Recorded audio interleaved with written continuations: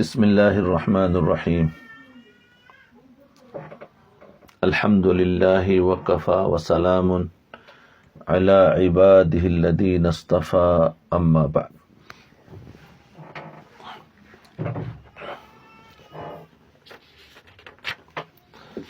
دیکھو، باتیں چل رہی تھی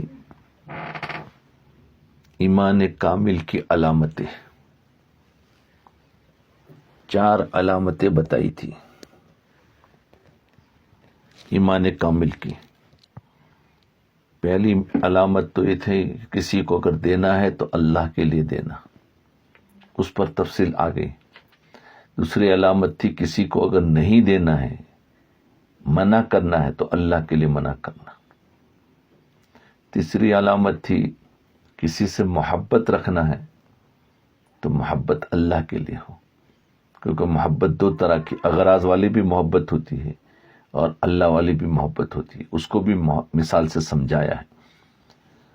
یہ باتیں جو ہوئی اس کو بار بار سنے اور دیکھے کہ میرے اندر کیا یہ کامل ایمان کی علامتیں ہے یا نہیں ہے۔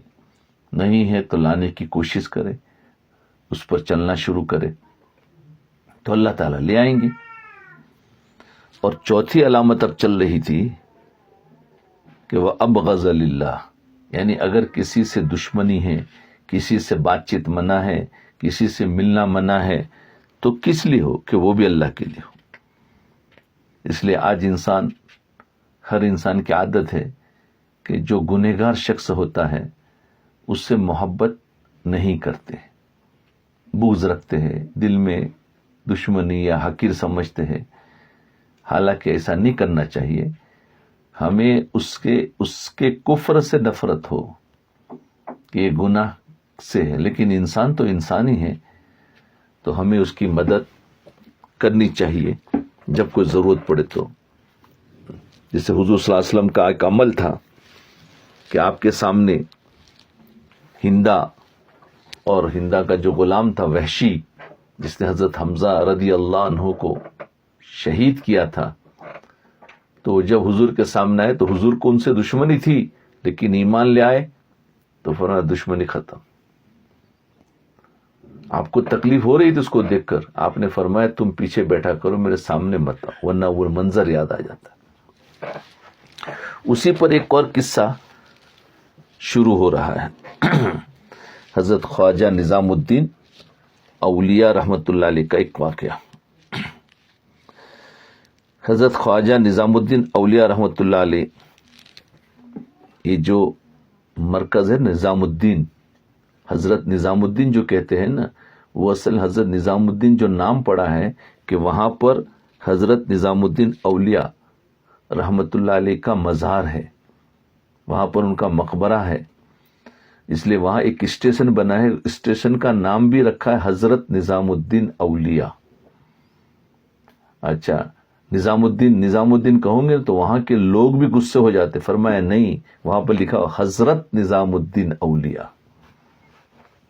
تو یہ ہے، تو وہاں بہت سے لوگ جو گئے ہوں گے تو انہوں نے دیکھا ہوگا، تو وہاں پر ان کی مزار ہے۔ یہ اس زمانے میں اولیاء اللہ میں اونچا مقام رکھتے تھے۔ ان کے زمانے میں ایک بڑے عالم اور تھے، فقیہ بھی تھے اور مفتی بھی تھے، ان کا نام تھا مولانا حکیم ضیاء الدین صاحب۔ حکیم ضیاء الدین انہی کا زمانہ تھا، موجود تھے۔ حضرت خواجہ نظام الدین بحیثیت صوفی کے مشہور تھے۔ خواجہ نظام الدین وہ بھی عالم تھے، وہ بھی سب کچھ تھے، لیکن مشہور ہو گئے تھے اللہ والے کے حساب سے، صوفی کے حساب سے، اور بڑے عالم اور مفتی اور فقیہ کی حیثیت سے مشہور تھے۔ اور یہ عالم جو حکیم ضیاء الدین جو تھے، وہ مفتی اور فقیہ کی حیثیت سے مشہور ہو گئے تھے۔ تو حضرت خواجہ نظام الدین اولیاء رحمۃ اللہ علیہ سیما کو جائز کہتے تھے۔ سیما یعنی کوئی گانا بجانا نہیں، سیما یعنی وہ اشعار پڑھنے کو، ذرا اشعار ویسے بھی لوگوں کو بہت پسند آتے ہیں، تو اشعار وغیرہ نعتیہ یا حمدیہ اشعار جو ہوتے اس کو کہتے تھے سیما۔ اس میں کوئی انسان ذرا اچھا آواز سے، طرز سے جو جاتا اس کو سیما کہتے تھے، تو سیما کو جائز کہتے تھے۔ بہت سے صوفیاء کے ہاں سیما کا رواج تھا، سما کا مطلب ہے کہ موسیقی کے آلات کے بغیر حمد و نعت وغیرہ کے مضامین کے اشعار، ترنم یا بغیر ترنم کے محض خوش آواز سے کسی کا پڑھنا اور دوسروں کا اسے خوش عقیدگی اور محبت سے سننا۔ بعض صوفیہ اس کی اجازت دیتے تھے اور بعض سے فقہا اور مفتی حضرات اس کو جائز نہیں کہتے تھے بلکہ بدعت قرار دیتے تھے۔ چنانچہ ان کے زمانے میں مولانا حکیم ضیاء الدین صاحب نے بھی، جو انہی کا زمانہ تھا، انہوں نے سما کے ناجائز ہونے کا فتویٰ دیا۔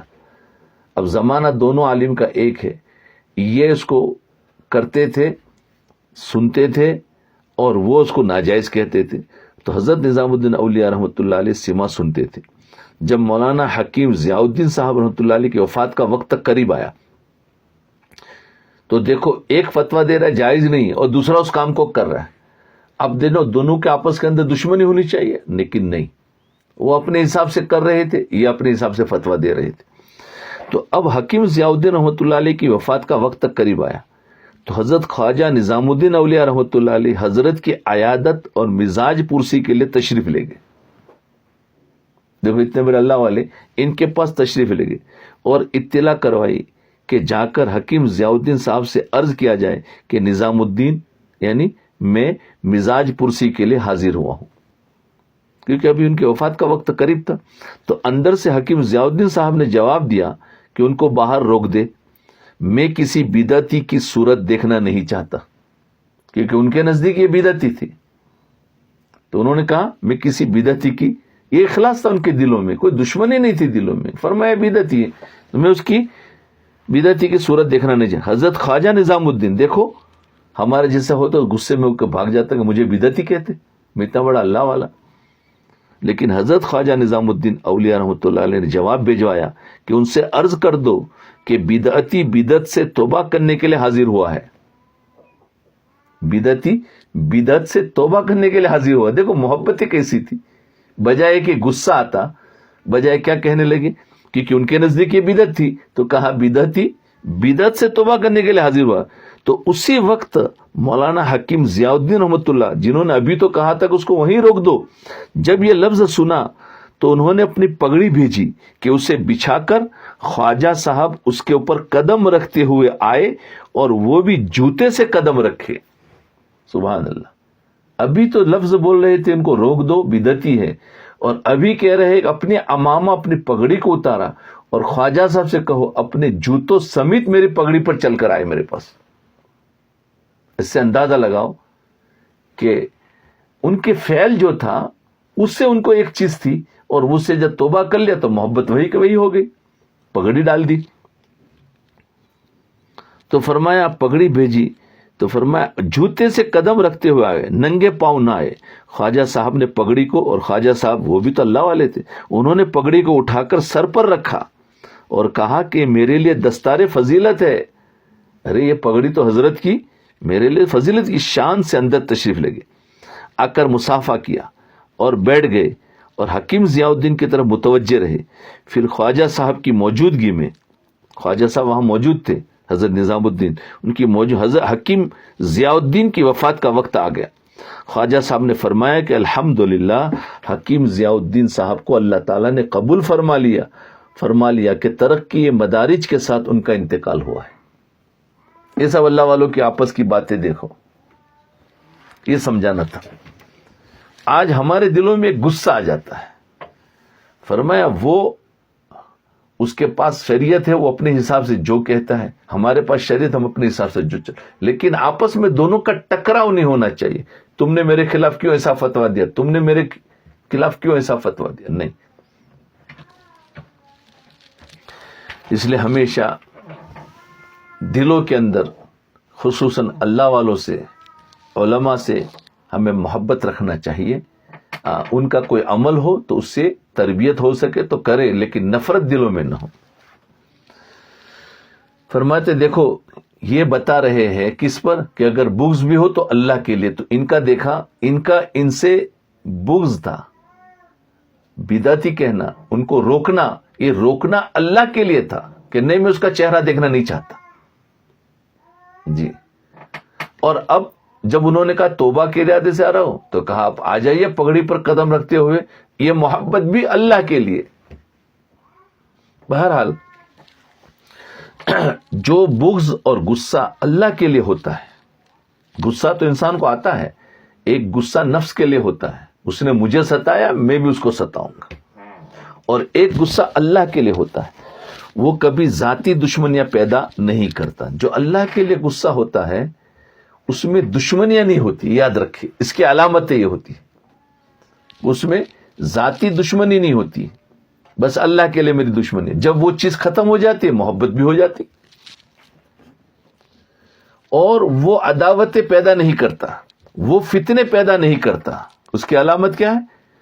جو اللہ کے لیے غصہ ہوتا ہے وہ کبھی ذاتی دشمنیاں پیدا نہیں کرتا، عداوتیں پیدا نہیں کرتا، فتنے پیدا نہیں کرتا، کیونکہ جس آدمی سے بغض کیا جا رہا ہے اور جس پر غصہ کیا جا رہا ہے وہ بھی جانتا ہے کہ اس کو میری ذات سے دشمنی نہیں ہے، بلکہ میرے خاص فعل سے اور خاص حرکت سے ہے، کہ میں نے کوئی کام ایسا کیا ہے جس کی وجہ سے آدمی مجھ سے بات نہیں کر رہا ہے، ورنہ اس کو میرے سے کوئی دشمنی نہیں ہے، وہ میرے کام کی وجہ سے وہ میرے سے کر رہا ہے، اسی وجہ سے وہ اس کی بات کا برا نہیں مانتا، اس لیے کہ جانتا ہے کہ کچھ کہہ رہا ہے اللہ کے لیے کہہ رہا ہے۔ اس کو فرماتے ہیں من احب للہ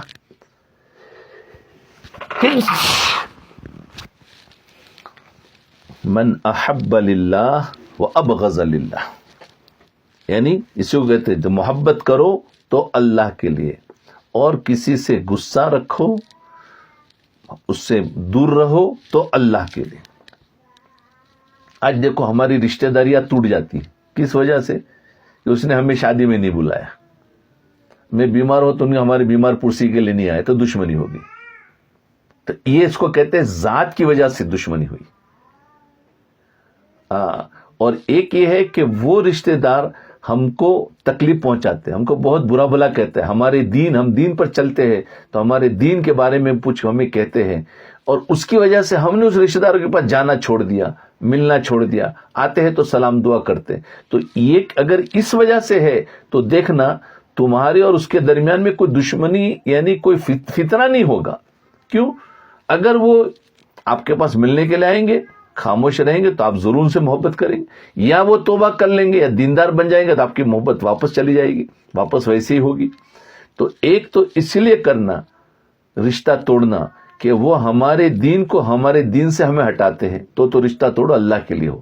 اور ایک یہ ہے کہ میرا فلاں کام نہیں کیا، میں نے قرض مانگا نہیں دیا، میری شادی میں نہیں آئے، میرے کو بلانے کے لیے نہیں آئے، اور یہ ہوا، اور اس کی وجہ سے اس کو کہتے ہیں اپنے اغراض اپنے ذات کی وجہ سے دشمنی۔ تو یہ ایمان کی علامتیں نہیں ہوتی ہیں، یہ ذرا سمجھو۔ یعنی جس سے تعلق اور محبت ہے تو وہ بھی اللہ کے لیے ہے، اور جس سے بغض اور نفرت ہے تو وہ بھی اللہ کے لیے۔ تو یہ غصہ کا بہترین محل ہے، بشرطے کہ یہ غصہ شرعی حد کے اندر ہو۔ اللہ تعالیٰ یہ نعمت ہم کو عطا فرما دے کہ محبت ہو تو اللہ کے لیے ہو، اور غصہ اور بغض ہو تو اللہ کے لیے ہو۔ ایک نعمت ہے اللہ کی، یہ محنت کرنے سے ملتی ہے۔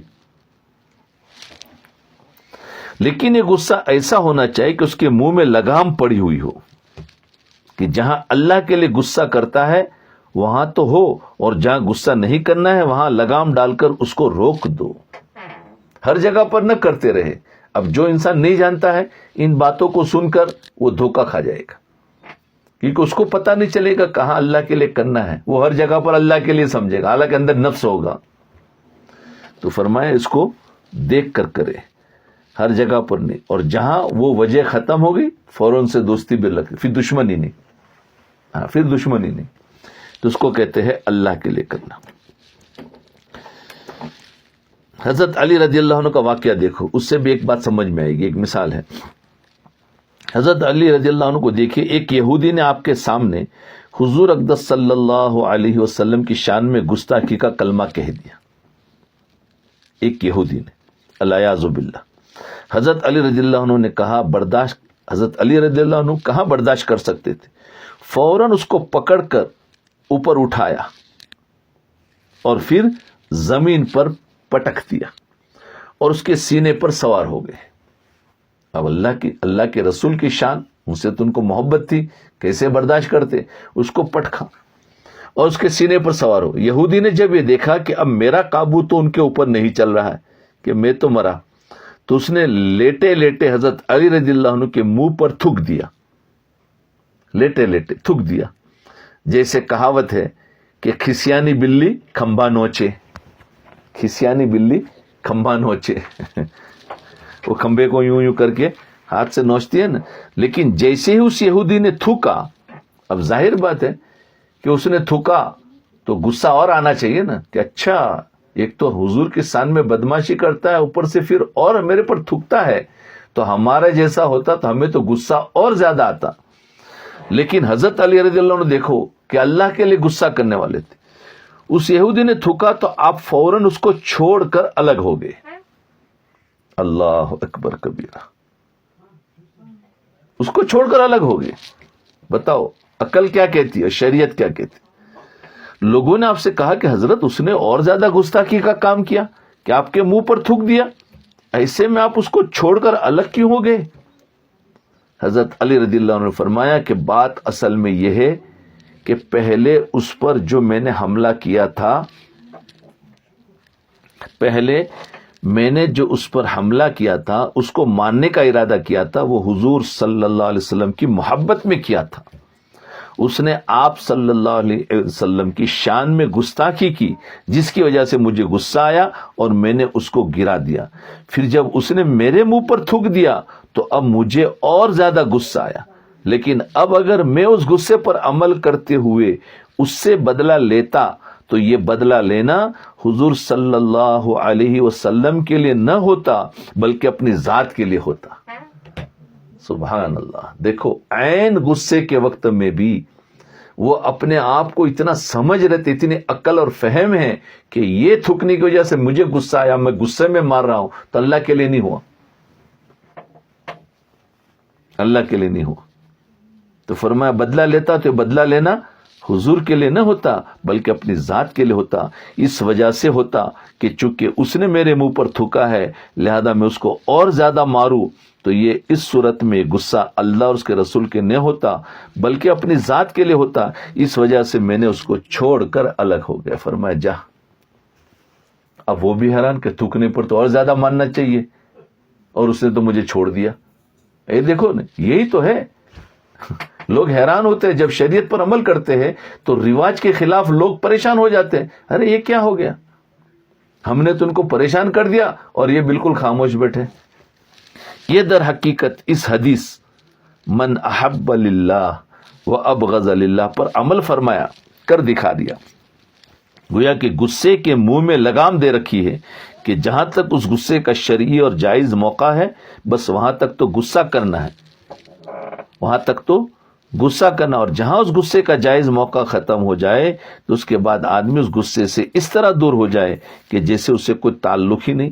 انہی حضرات کے بارے میں کہا جاتا ہے کان وقافا عند حدود اللہ، یعنی اللہ کے حدود کے آگے ٹھہر جانے والے لوگ تھے. یعنی جہاں شریعت آتی وہاں جم جاتے، جہاں نفس آتا وہاں پھر سمجھ جاتے. تو یہ تھا ان کا غصہ اللہ کے لیے.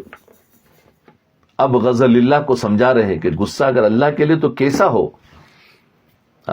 بعض مرتبہ ہم بے دینی کی وجہ سے چلتے ہیں کہ چلو محنت کرے، لیکن اگر لوگوں کی طرف سے کچھ اور ریئیکشن آتا ہے تو ہمیں اور غصہ آ جاتا ہے. ہمیں غصہ آنے کی وجہ سے ہم جو محنت کرتے وہ چھوڑ دیتے ہیں. تو یہ چھوڑنا اللہ کے لیے نہیں ہوا ہے، یہ تمہارے نفس پر غصہ ہے تو نفس نے چھوڑا دیا کہ اب اس کام میں نہیں لگیں گے، اب ہم اس کے پاس نہیں جائیں گے، اس نے ہمیں برا بلا کہہ دیا.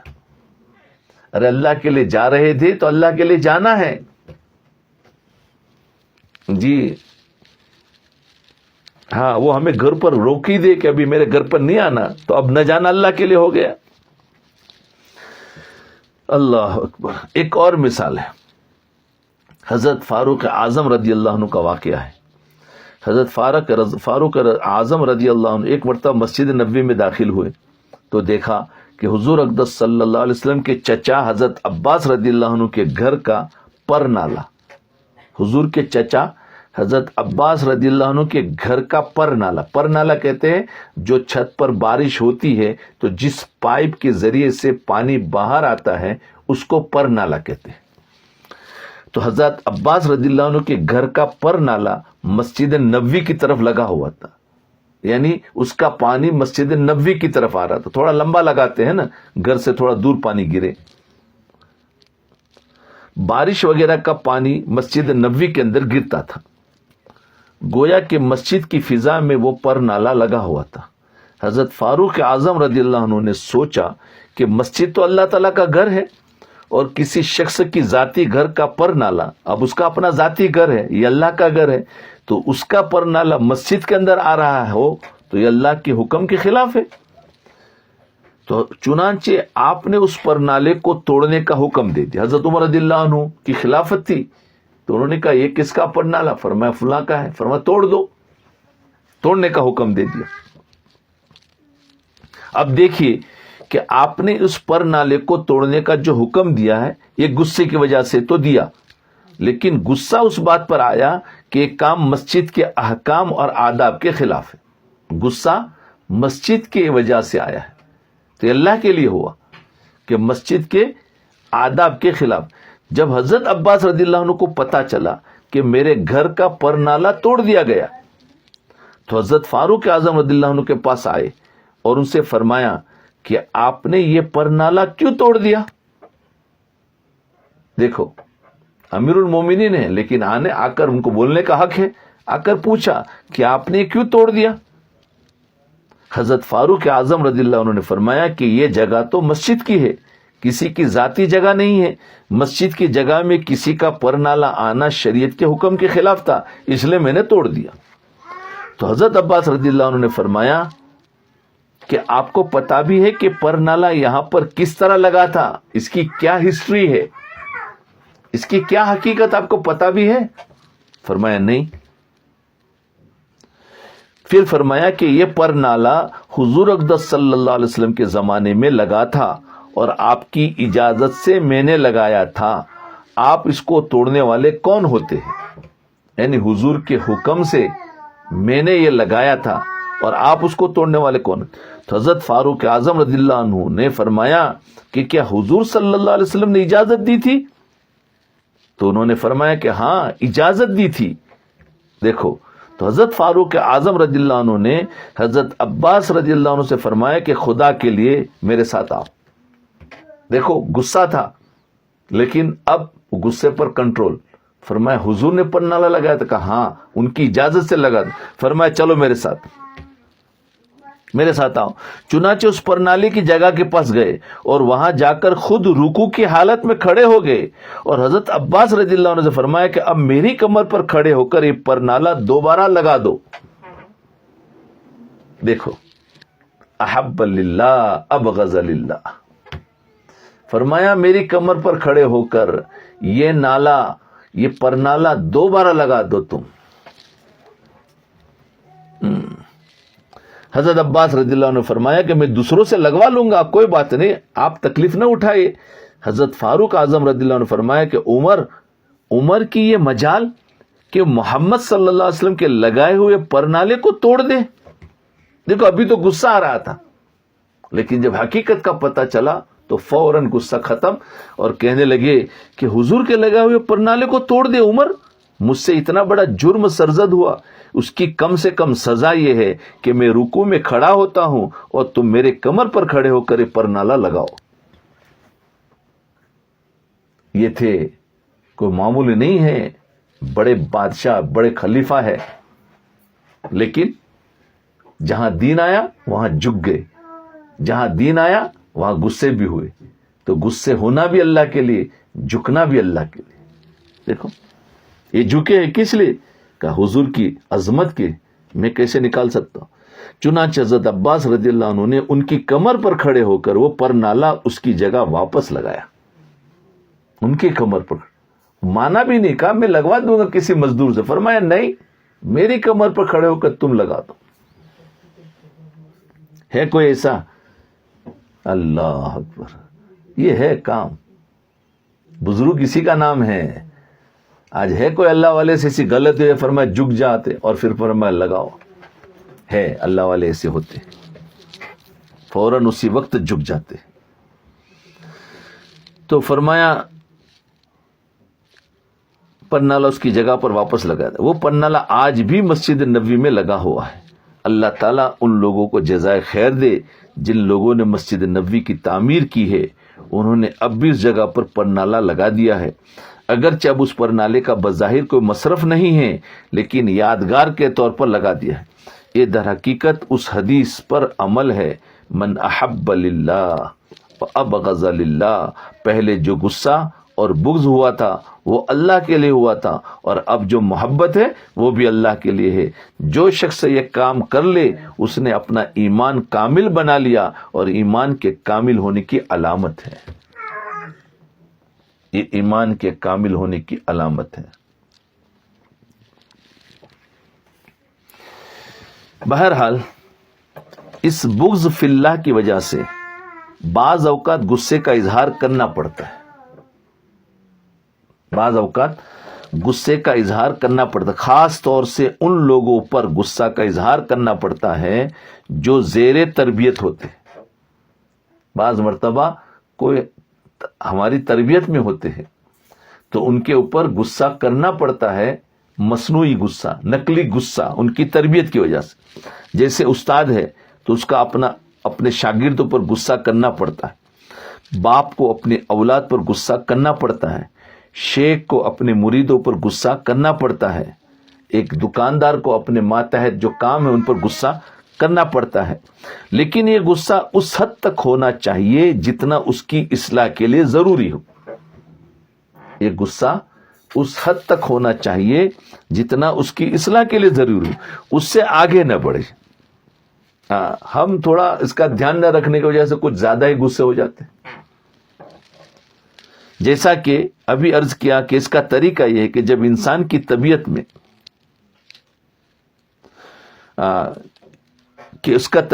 جب انسان کی طبیعت میں اشتعال ہو، غصہ ہو، اس وقت غصہ نہ کرے. مثلا استاد کو شاگرد پر غصہ آ گیا، استاد کو شاگرد پر غصہ آ گیا اور اشتعال پیدا ہو گیا، یعنی جوش آیا. اس اشتعال غصے کے وقت ڈانٹ ڈپٹ مار پیٹ نہ کرے، اس وقت ابھی کچھ نہ کرو، بلکہ جب طبیعت میں وہ اشتعال اور وہ جوش اور غصہ ختم ہو جائے اس وقت مصنوعی غصہ کر کے ڈانٹ ڈپٹ کر لے. نقلی غصہ، حقیقی جو غصہ آیا اس وقت کچھ نہ کرو، بلکہ بعد میں اس کی ڈانٹ ڈپٹ کر لے تاکہ یہ ڈانٹ ڈپٹ حد سے متجاوز نہ ہو. پھر انسان حد میں رہے گا، اور عین غصے کے وقت میں کرے گا تو کچھ زیادہ ہی کر دے گا. ایک کام ذرا مشکل ہے کیونکہ انسان غصے کے وقت بے قابو ہو جاتا ہے، لیکن جب تک اس کی مشق نہیں کرے گا اس وقت تک اس غصے کے مفاسد اور برائیوں سے نجات نہیں ملے گی. اس کی مشق کرنی پڑتی ہے. غصے کے وقت میں اگر وہ کر لیا، ڈانٹ دیا تو حد سے زیادہ ہو جائے گا. غصے کے وقت میں کچھ مت کرو، چپ چاپ ہو جاؤ، پی لو، ہٹ جاؤ. اس کے بعد میں دوسرے وقت میں نقلی غصہ کر کے اس کو ڈانٹ دو، جو کہنا ہے تربیت کر لو. تو اس طریقے سے کیا ہوگا؟ ظلم نہیں ہوگا، حدود کے اندر ہم رہیں گے. ایک اور حدیث میں ہے تو صحابہ میں قصہ ہے کہ ایک آدمی آیا حضور صلی اللہ علیہ وسلم کے پاس اور کہنے لگا میرے بہت سارے غلام ہیں اور ان غلاموں کو میں مارتا ہوں، ڈانٹتا ہوں، غصے ہوتا ہوں، سزائے دیتا ہوں. تو فرمایا کیا میری آخرت میں اس پر پکڑ ہوگی؟ جی. تو اللہ کے رسول صلی اللہ علیہ وسلم نے فرمایا دیکھو، نہیں، اسے بتایا تھا کہ میرے غلام جو ہے چوری کرتے ہیں، میرے غلام میری نافرمانی کرتے ہیں، میرے غلام جو میں نے جو بات کہی اس کو مانتے نہیں ہیں اور پتہ نہیں کیا کیا کرتے ہیں، تو مجھے غصہ ہونا پڑتا ہے. تو اللہ کے رسول صلی اللہ علیہ وسلم نے فرمایا کہ یاد رکھو قیامت کے دن تمہاری جو سزا ہے دی ہے، اس کو تم نے ڈانٹا ہے یا سزا دی ہے، وہ اس کا بھی حساب ہوگا.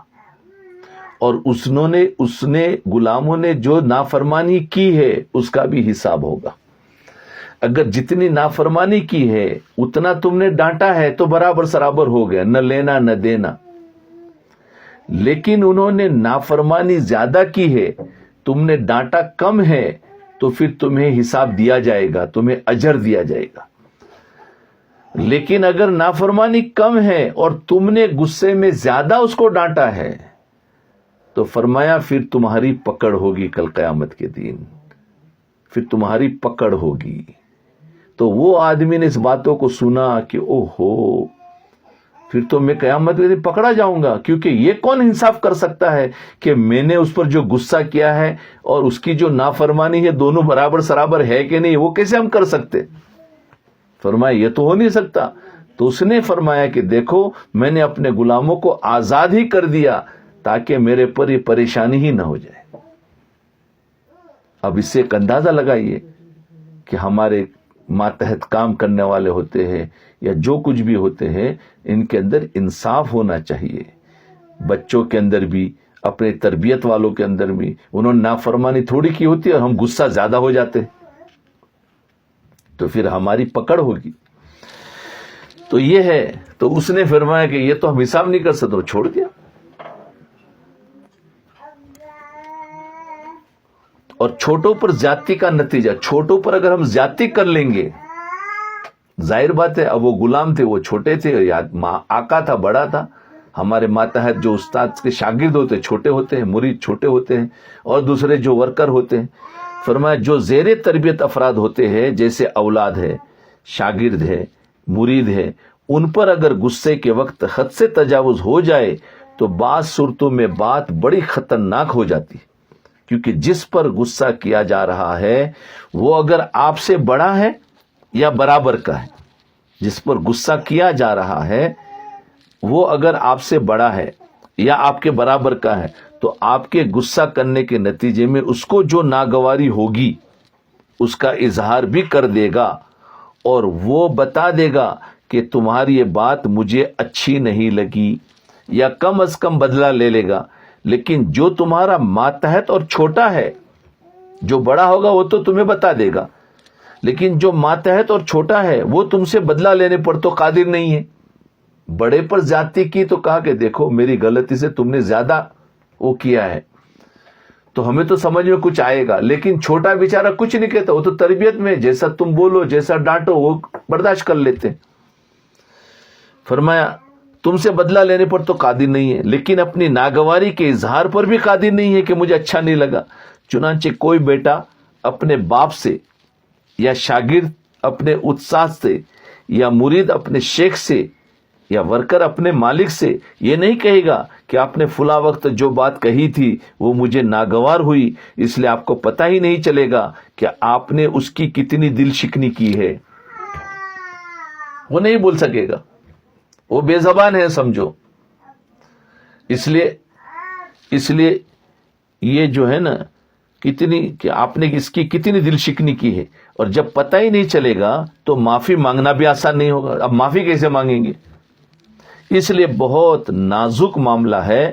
اور خاص طور سے جو چھوٹے بچوں کو پڑھانے والے اساتذہ ہوتے ہیں، چھوٹے بچوں کو ان کے بارے میں حضرت تھانی رحمۃ اللہ علیہ فرماتے ہیں کہ ان کا معاملہ تو بہت ہی نازک ہے، اس لیے کہ وہ نابالغ بچے ہیں، اور نابالغ کا معاملہ یہ ہے کہ اگر وہ معاف بھی کر دے تو معافی نہیں ہوتی، کیونکہ نابالغ کی معافی معتبر نہیں ہے. تو اب کرے کیا؟ ہم نے تو زیادتی چھوٹوں پر کر دی، اور اب معافی مانگو تو معافی نہیں. اب وہ بڑے ہوں گے اس کے بعد کہیں گے بھائی تمہیں بچپن میں ہم نے مارا تھا مجھے معاف کر دینا. اب اس وقت انسان کا پتہ نہیں یاد رہے گا یا الگ ہو جائیں گے، کہاں ہوں گے، یا ہم بھول گئے تو اب کیا کریں گے؟ یہ دیکھو حقوق.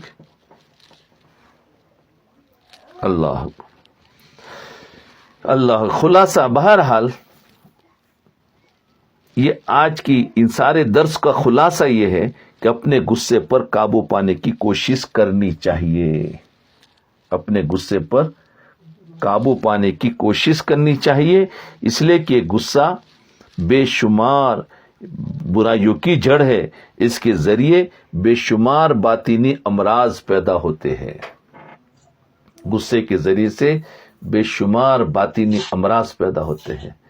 اللہ ہم سب کو معاف کرے کہ پتہ نہیں ہم نے بچپن میں کیا کیا کیا ہے، چھوٹوں پر پتہ نہیں کیا ظلم کیا ہے، سب اسی وقت میں اللہ تعالیٰ سے معافی مانگ لے کہ اللہ ہمیں معاف کر دے، اور جو یاد آ جائے تو ان سے معافیا مانگ لے اور آئندہ اس کا کرے۔ بعض مرتبہ بہو جو ہوتی ہے اس سے غلطی ہو جاتی ہے تو ساس اس کو اور زیادہ ڈانٹ دیتی ہے۔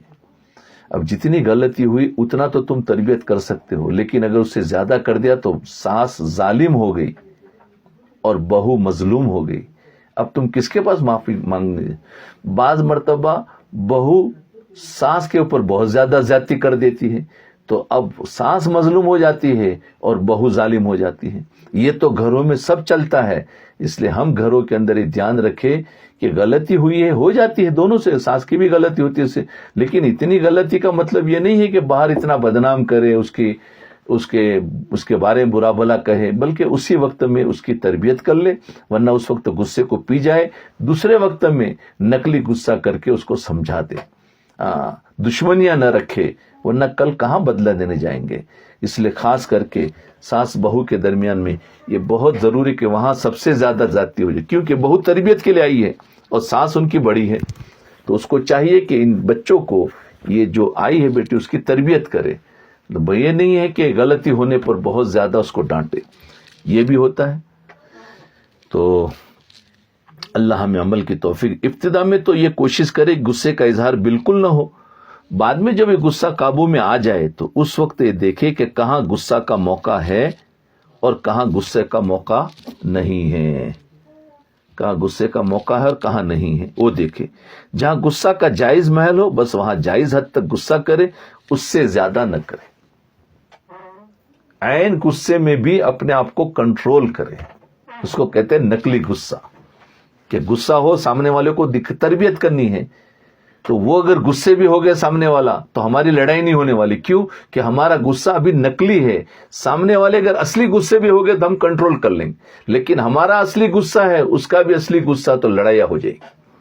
اس لیے تربیت کے اندر اس کا دھیان رکھنا پڑتا ہے۔ اس لیے اللہ والے بڑے جب چھوٹوں کو ڈانٹتے ہیں تو ان کا ڈانٹ جو ہے نا وہ اصل دل سے غصہ نہیں ہوتا ہے، وہ ایک زبان سے کہہ دیتے ہیں کہ سامنے والے کو۔ اس لیے اللہ والوں کی ڈانٹ ڈپٹ کبھی بھی بری بھی نہیں لگتی، جو دل سے نہیں، اپنے اغراض کے لیے نہیں ڈانٹتے، وہ اللہ کے لیے ڈانٹتے ہیں، ان کی کبھی بھی بری نہیں لگے گی۔ یاد رکھنا، تھوڑی دیر کے لیے وہ لگے گا برا، لیکن فوراً انسان اس سے زیادہ قریب ہو جائے گا، بولے میرے بھلائی کے لیے کہہ رہے۔ دیکھو بعض مرتبہ غصہ کا غلط استعمال ہوتا ہے، جیسا کہ ابھی بتایا کہ بغض فی اللہ، یعنی اللہ کے لیے غصہ کرنا چاہیے، لیکن بعض لوگ اس کا انتہائی غلط استعمال کرتے ہیں۔ چنانچہ زبان سے تو توبہ کہتے ہیں، توبہ توبہ توبہ، کیونکہ ہمارا غصہ اللہ کے لیے ہے، کہ ہمارا یہ غصہ اللہ کے لیے، لیکن حقیقت میں غصہ نفسانیت اور تکبر اور دوسرے کی حقارت کی وجہ سے ہوتا ہے، اور کہتے اللہ کے لیے ہے، لیکن حقیقت میں دوسروں کی حقیقت میں وہ غصہ نفسانیت کے لیے ہوتا ہے، لیکن یہ سمجھ نہیں پاتا ہے نا، بندہ نیا ہوتا ہے، تکبر اور دوسروں کی حقارت کی وجہ سے ہوتا ہے۔ مثلا جب اللہ تعالیٰ نے ذرا سی دین پر چلنے کی توفیق دے دی، مثلا اللہ تعالیٰ تھوڑی سی ہمیں اللہ توفیق دے دیتے ہیں اور دین پر ابھی چلنا شروع کیا تو اب ساری دنیا کے لوگوں کو حقیر سمجھنے لگ جاتے ہیں۔ ساری دنیا کے لوگ، ایک آدمی کچھ وقت لگا لیا، چلا 4 مہینہ، تو دوسروں کو حقیر سمجھنا شروع ہو جاتا ہے۔ ایک آدمی نماز کا ذرا پابند اور تکبیر اولیٰ کا پابند بن گیا تو جن کی تکبیر اولیٰ کی پابندی اس کو حقیر سمجھنا شروع کر دیتا ہے۔ یہ ہوتا ہے اندر اندر۔ ایک آدمی تہجد گزار بن گیا، تہجد نہ پڑھنے والے کو حقیر سمجھنا شروع کر دیتا ہے، تو یہ اس کو اندر میں غصہ آتا ہے۔ تو فرمایا دین پر ابھی چلنا شروع کیا تو ساری دنیا کے لوگوں کو حقیر سمجھنے لگے، میرا باپ بھی حقیر ہے، میری ماں بھی حقیر ہے کہ دیکھو نماز بھی نہیں پڑھتے، میرا بھائی بھی حقیر ہے، میری بہن بھی حقیر ہے، میرے سارے گھر والے حقیر ہیں۔ ان سب کو حقیر سمجھنا شروع کر دیا اور یہ سمجھنے لگا کہ سب تو جہنمی ہیں، صرف میں ہی جنتی ہوں. یہ آ جاتا ہے جی، یہ سب تو جہنم میں جنتی ہو اور مجھے اللہ تعالیٰ نے ان جہنمیوں کی اصلاح کے لیے پیدا کیا ہے. پھر ان کی اصلاح شروع کر دیتا ہے، ان کو ڈانٹتا ہے، اے تم لوگ ایسا کرتے ہو، تم لوگ یہ نہیں پڑھتے، تم لوگ اس وقت نہیں کرتے، تم لوگ ایسا نہیں کرتے. اب یہ ڈانٹنا شروع کر دیتا ہے. تو اب ان کی اصلاح کے لیے ان پر غصہ کرنا، اب ان کی اصلاح کے لیے یہ غصہ کرتا ہے تو وہ یہ سمجھتا ہے کہ میں اللہ کے لیے غصہ کر رہا ہوں. یہ نیا نیا دین والا وہ سمجھتا ہے میں اللہ کے لیے غصہ کر رہا ہوں. غصہ کرنا، ان کے لیے نازیبہ الفاظ کا استعمال کرنا، ان کی تحقیر کرنی، ان کے حقوق تلف کرنا شروع کر دیا. اور پھر شیطان یہ سبق پڑھاتا ہے کہ میں جو کچھ کر رہا ہوں یہ بغض فی اللہ کے ماتحت کر رہا ہوں، حالانکہ حقیقت میں یہ سب نفسانیت کے تحت کرتا ہے. حقیقت میں اس میں للہیت کچھ نہیں ہوتی. تو شوہر بیوی کی بھی تربیت کرے تو اس کے اندر بھی دھیان رکھے کہ نفس کا غصہ نہ آنا چاہیے، اور آہستہ آہستہ تربیت ہوگی. اولاد کی بھی جے گھر میں بھی، یا ایک آدمی دیندار بنے گا، گھر میں سب کو دیندار، ماں باپ سب کو بنانا ہے تو اس کی ایک ترتیب ہے، وہ علماء کرام سے پوچھ کر کام کرے. چنانچہ جو لوگ دین پر نئے نئے چلنے والے ہوتے ہیں، شیطان کو اس طرح بہکاتا ہے کہ ان کو بغض فی اللہ کا سبق پڑھا کر ان سے دوسرے مسلمانوں کی تحقیر اور تذلیل کرواتا ہے. اور اس کے نتیجے میں لڑائیاں، جھگڑے، فساد ہوتے. بات بات پر لوگوں پر غصہ کرتے ہیں، بات بات پر لوگوں کو ٹوک دیتے ہیں. آج بہت سارے لوگ تھوڑے بہت دیندار بن جاتے ہیں، جس نے دین پر نہ چلا اس پر غصے ہو جاتے. آپ نے دیکھا ہوگا. تو یاد رکھیں، یہ غصہ اللہ کے لیے نہیں ہوتا، اس کے نتیجے میں پھر فساد پھیلتا ہے، دل ٹوٹتے ہیں، لوگ دور ہو جاتے ہیں. تو یہ لوگ دور ہو گئے، یہ اس بات کی علامت ہے کہ میرے دل میں، میرے اندر نفسانیت تھی، اس لیے اس کو برا لگ گیا. پہلے ہی بتایا اس عاجز نے کہ جب اخلاص کے ساتھ کوئی بات کہی جائے گی تو بری نہیں لگتی ہے، صحیح ڈھنگ سے ہو، صحیح طریقے سے ہو اور صحیح نیت سے ہو.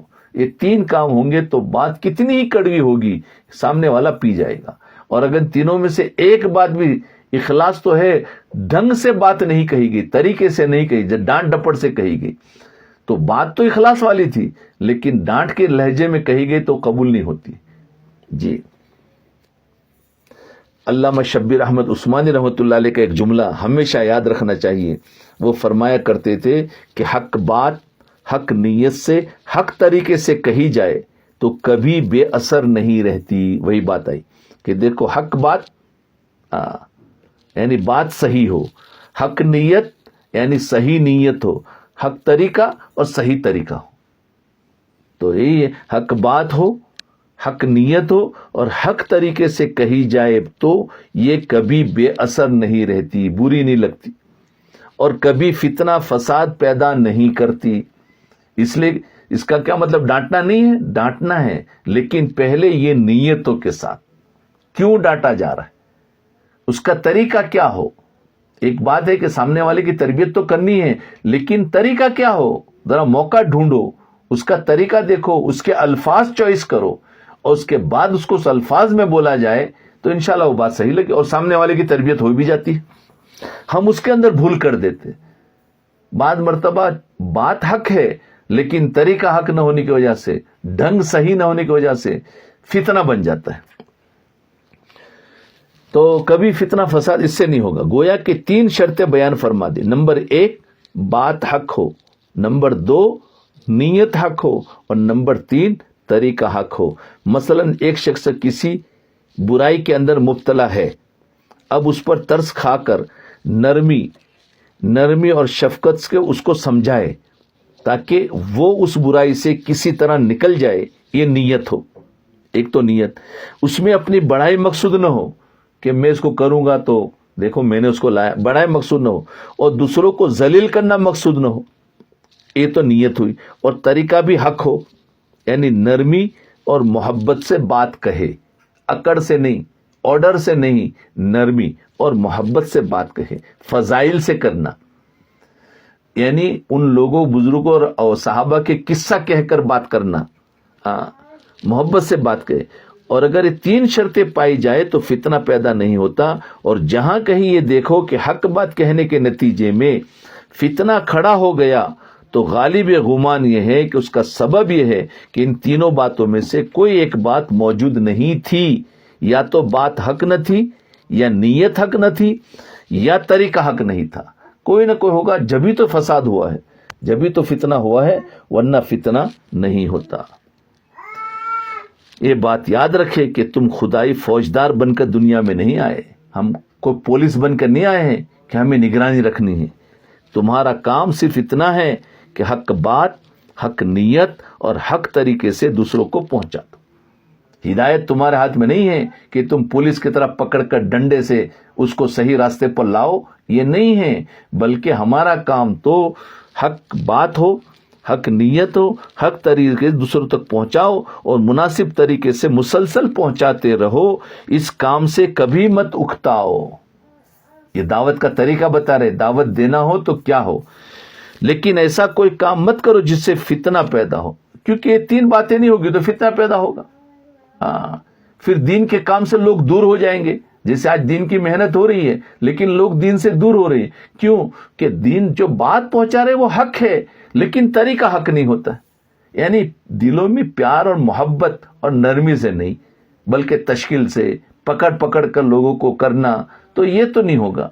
تو یہ مرتبہ ہوتا ہے. تو اللہ تعالیٰ اپنی رحمت سے، اپنے فضل و کرم سے ہم سب کو ان باتوں پر عمل کرنے کی توفیق عطا فرمائے. آخر دعوانا الحمدللہ رب العالمین. تھوڑی دیر